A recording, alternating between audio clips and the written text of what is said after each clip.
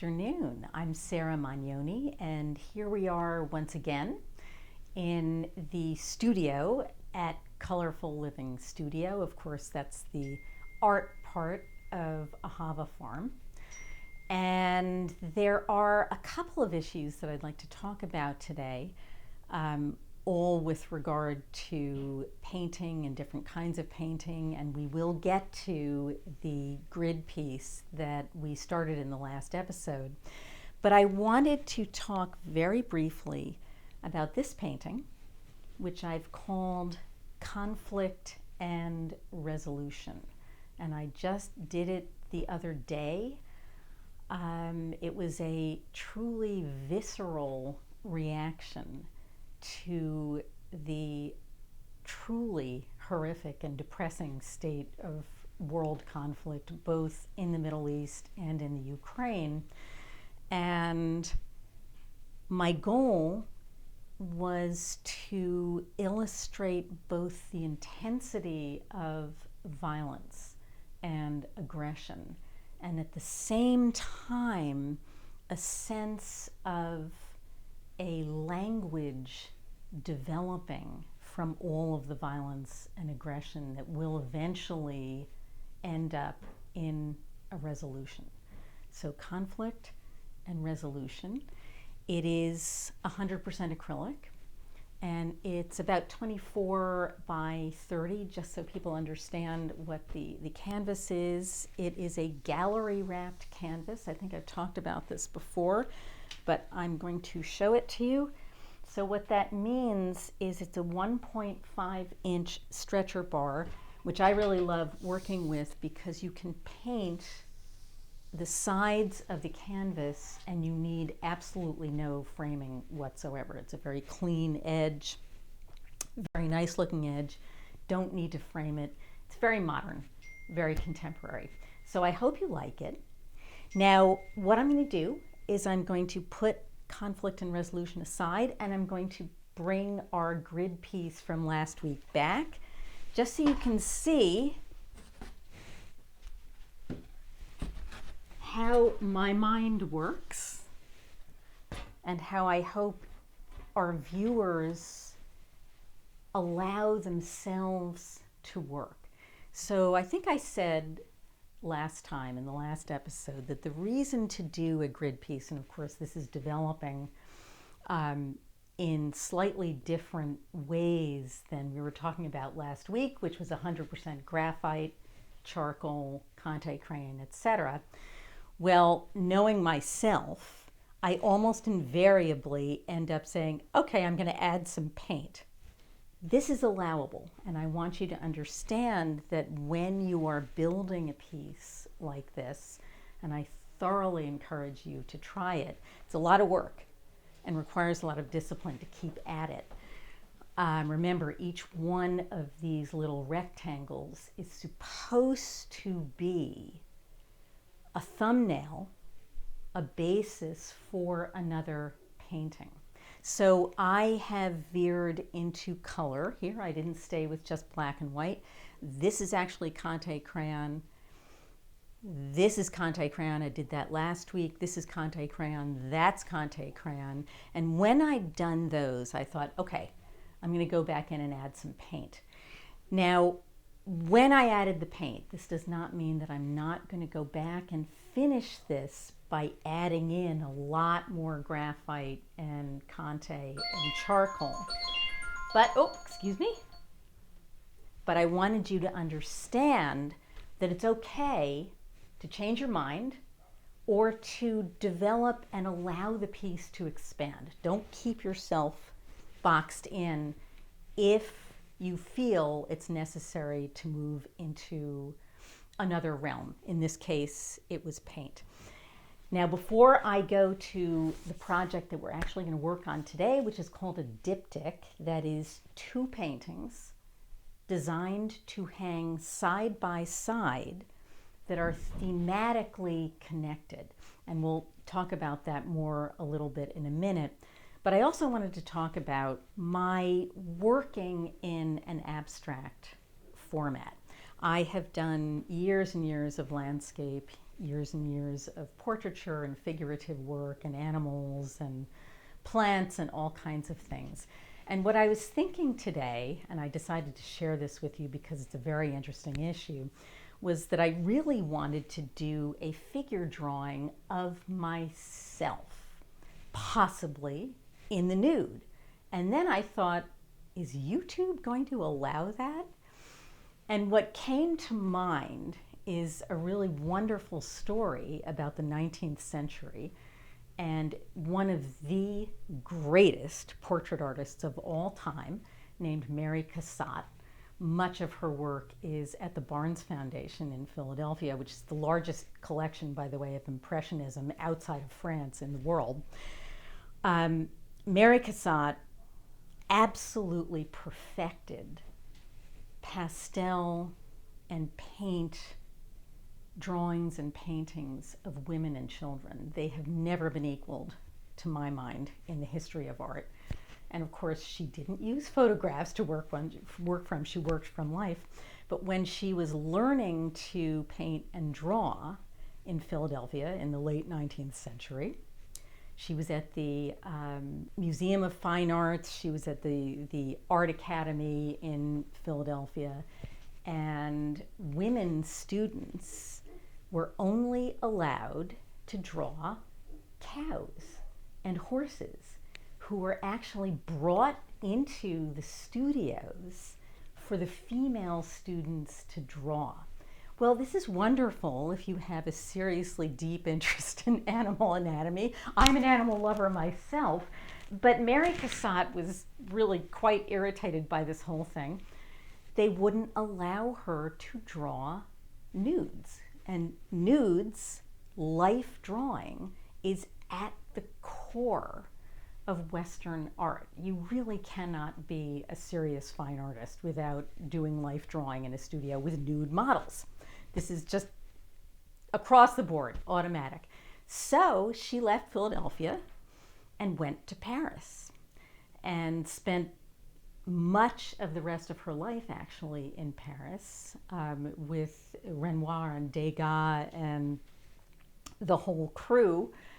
And that's where she was allowed to do life drawing. So I think probably YouTube is not ready for nudes of me, but I would love to hear your comments about that subject in the comments section. Has anybody tried to put a nude painting on YouTube? Let me know and tell me what you think about that. It is at the core of teaching people to draw. So there's nothing pornographic about it. It is absolutely essential for artists to learn how to draw the human body. So, okay, we've talked about that.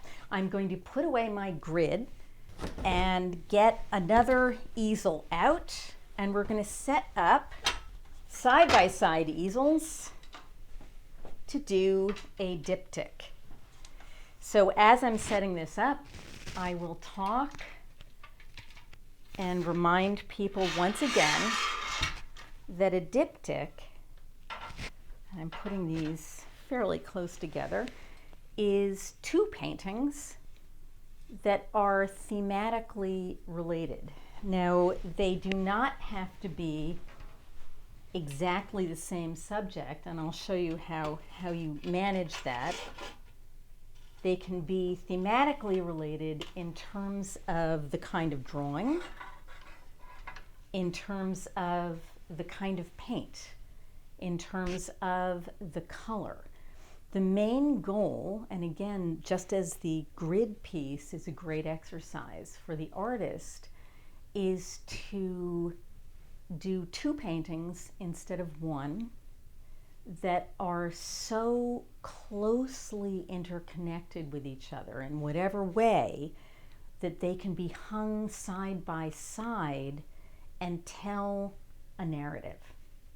So they're really not, in some ways, not as effective separate from each other.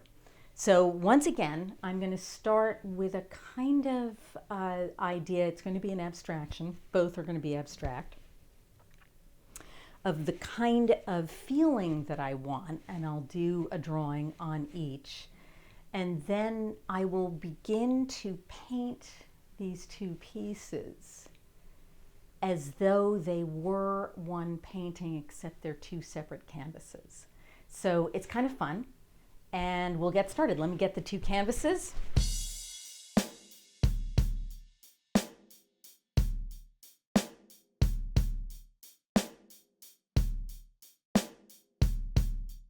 Okay, we are back, and we have set up our two canvases. They are 20 by 30, and I'm about to start drawing what will be called a diptych. Again, that is two paintings that are thematically related.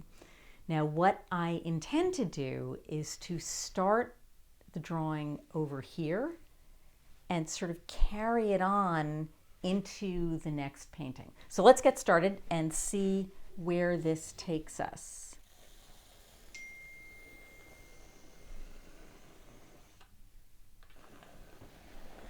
Now, a diptych does not have to be done this way.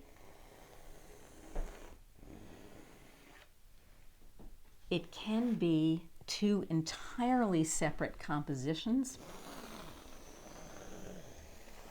that are just, as I said, related by color. But in this case,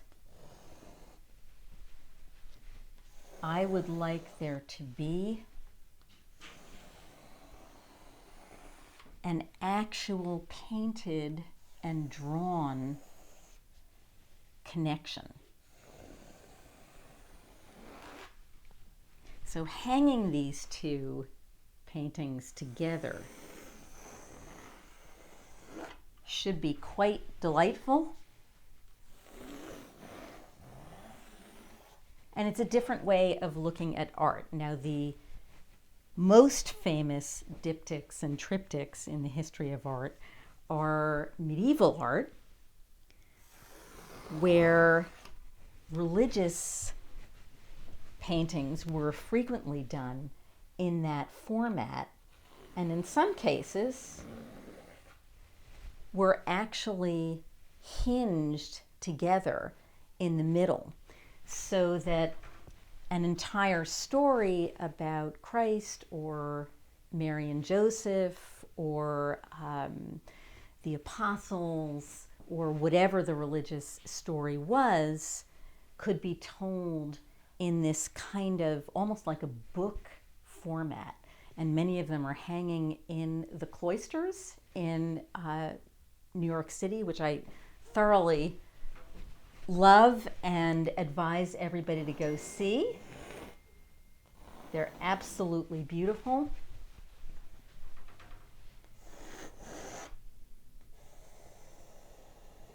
Okay, so this is very simple, and we're going to start painting again, once again, as though it is one painting. And because, and in honor of our grid piece, I'm going to start with black and white. And let's see where that leads us. So I'm going to go right from a 13.53 ounce container of Liquitex black. I want you to see how very opaque this is, and also how nicely liquid it is, as opposed to using paint from the tube. Now, Liquitex is a special favorite of mine for that reason.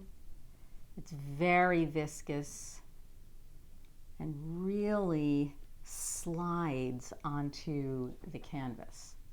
And as you can see, there is no light coming through this paint. So if you notice, what I'm doing here is, again, I am painting as though this is one canvas. And for those of you who watched my first two episodes on John's journey, the abstraction that we started with, I talked about using color in a triad, that is to say in 3 places on the canvas. So in this case, we're going to hang these pieces together. So I am actually going to do this big sort of puzzle piece here. Now, what's the connection here between this diptych, conflict and resolution, which we just saw, I just showed you, and the grid piece? Well, I think I explained that what the grid project does is it loosens up and in fact tightens up your design goals. So rather than just standing and looking at a blank canvas and thinking, how am I going to start this? You've already warmed yourself up by just kind of flexing your muscles design-wise, and that's what the grid piece is supposed to do. So definitely do 1 or 2, and you'll be amazed at how that loosens up your ideas and how it helps you, particularly when you're working in an abstract format, how it helps you flex your muscles, basically.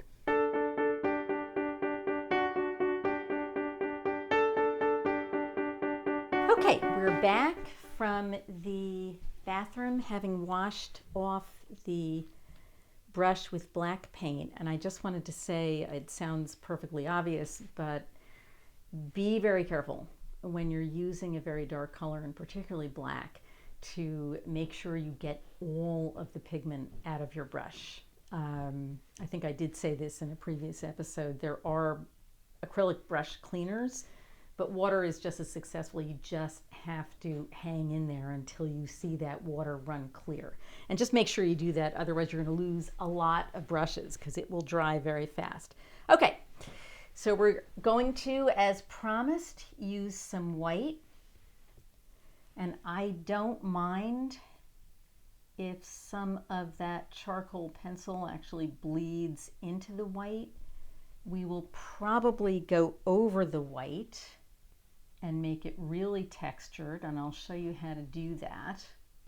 But unlike the first abstraction we did, I'd like this white to have some visible brush strokes, some texture, and so I'm putting it on quite thick and allowing the paint to sit on the canvas rather than trying to brush it all out. I'm allowing that to sit. So that in and of itself is a design tool, not brushing so that everything is smooth. Letting it sit, letting the texture sit. Now putting this texture in is also a very good technique for helping a more translucent color, which white is, much more translucent than the black, which is not translucent at all, to get some body. And what I'm doing with this white is adding a lot of texture. So the texture itself will reflect light and will have its own almost shadow quality. And that's what I'm looking to achieve. So once the rest of the painting is done, the reason for using the white will become clear.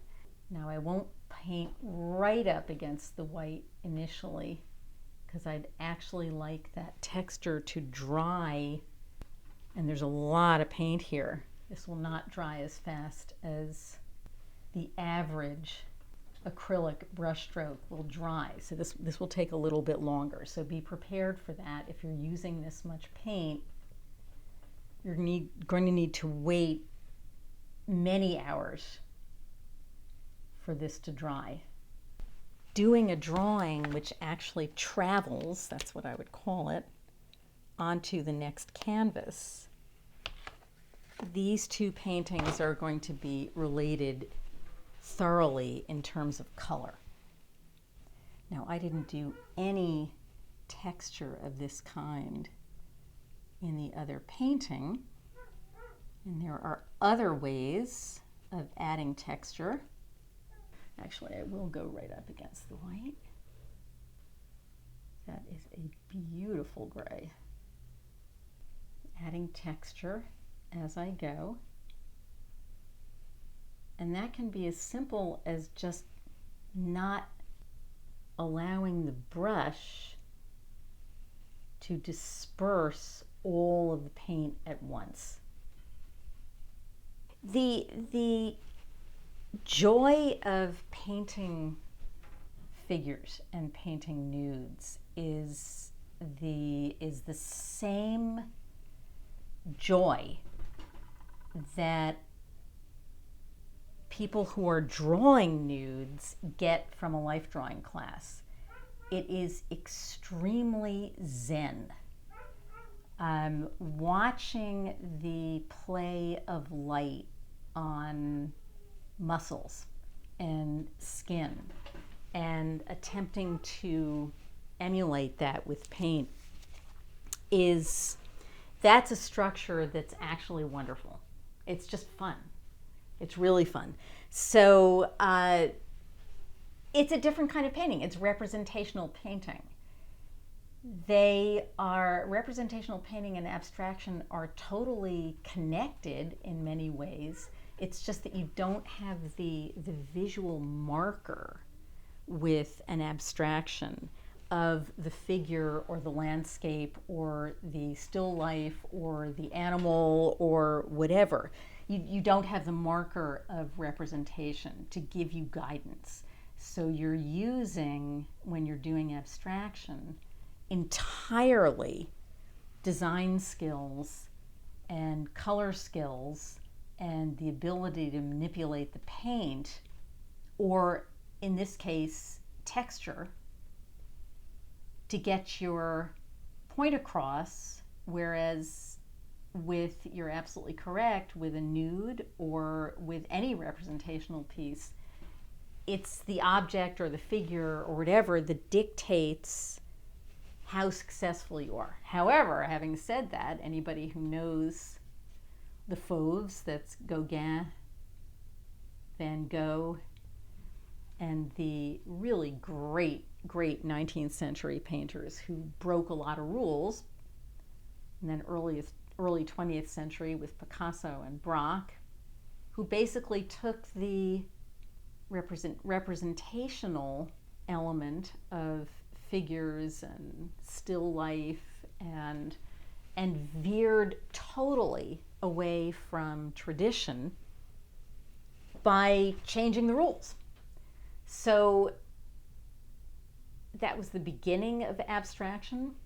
So basically what I'm saying in a kind of roundabout way is that they are completely interconnected. It's just that you have the representation in one.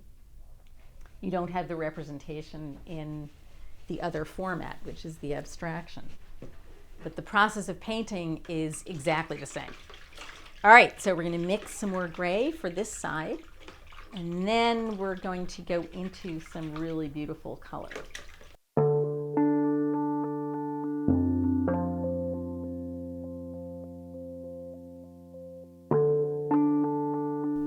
All right, so just to give us some continuity, I'm going to bring that gray over here.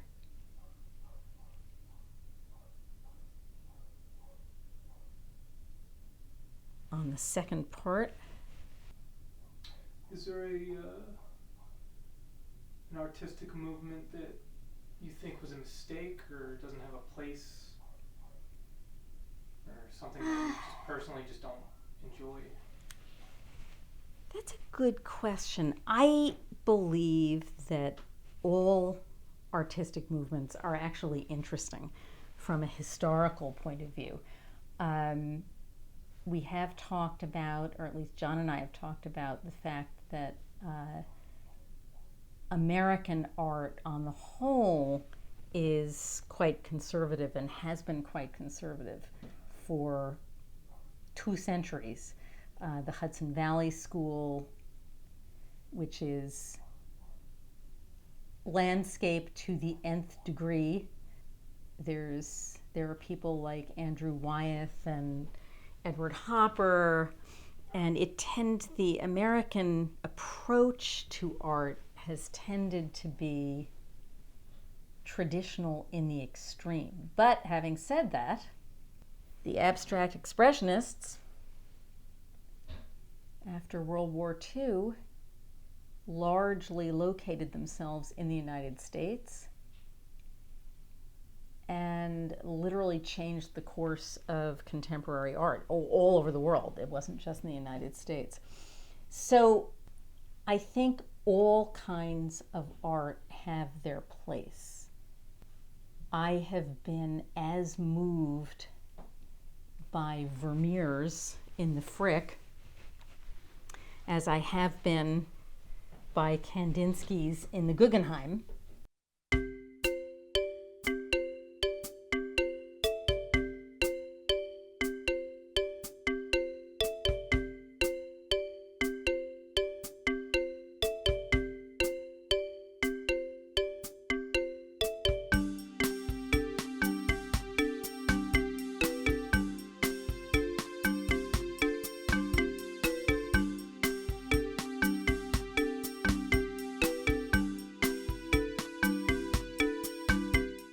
These are also much larger areas of color, which is different from the other paintings that I've been working on. But that may change. What I'm doing right now, what I would describe this process as, is creating a kind of backdrop, a color backdrop, for going in and adding more detail later, which will definitely happen. So the reason to work that way with a diptych is you want to make sure that the 2 pieces are going to flow and work together as one before you start adding a lot of detail, because otherwise you're going to get bogged down with the detail and you won't get to balancing the 2 compositions until it's too late. So you work on balance first, and in particular the drawn and color balance.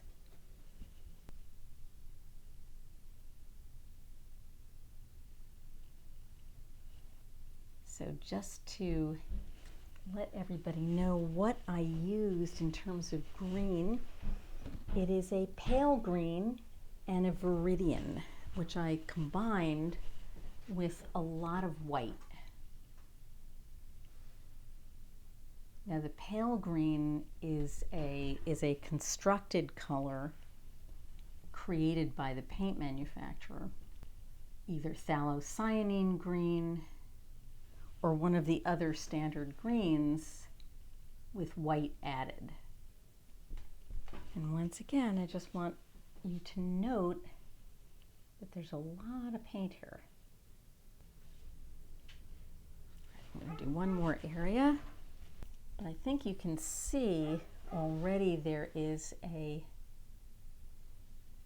general harmony in the way these 2 pieces are going to look together. And that's what you want to achieve in the first stages of painting. So it's much broader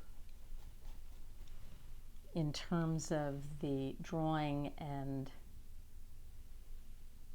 the composition, and it's actually a much bigger space. So it's absolutely necessary to get that organized before going in and, as I said, adding detail and expanding the composition, which we certainly will do.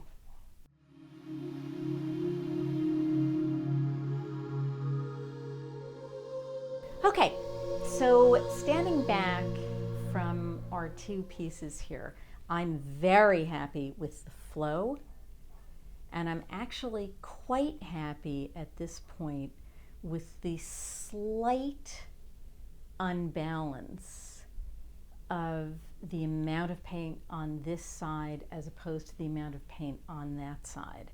And in fact, I will probably, although I'm going to maintain balance in terms of color and the harmony in terms of the color, I'm going to leave some of that imbalance just because it's more interesting that way.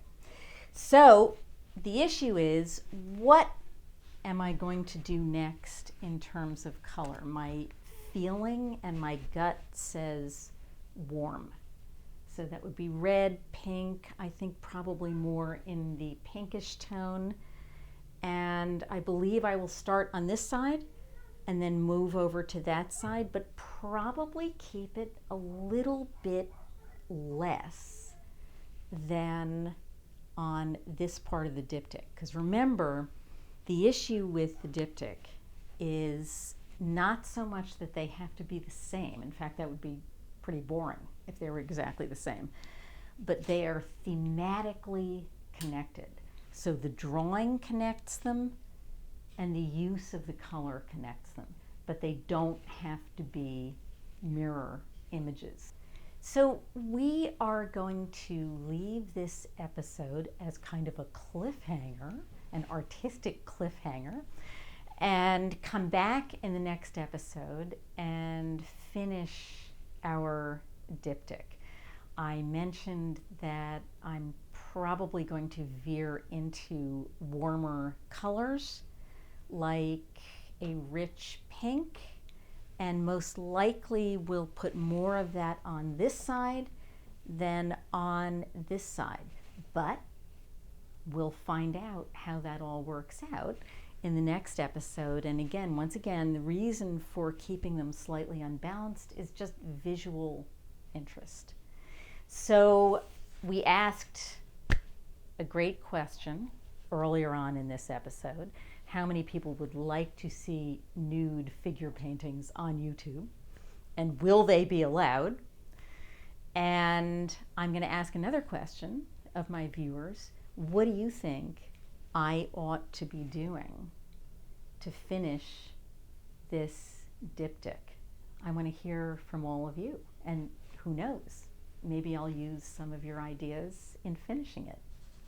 So thank you so much for joining us. This was a lot of fun.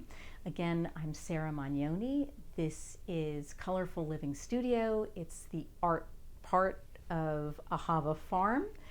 And we'd like you to like, comment, of course, and subscribe. And I wanted to mention that I would say just about the 10th comment, I will get in touch with you, and you may have a free virtual lesson or a lesson in the studio if you are local to us. So we'll get in touch. I will leave my email address in the description box below. And we hope to see you next time.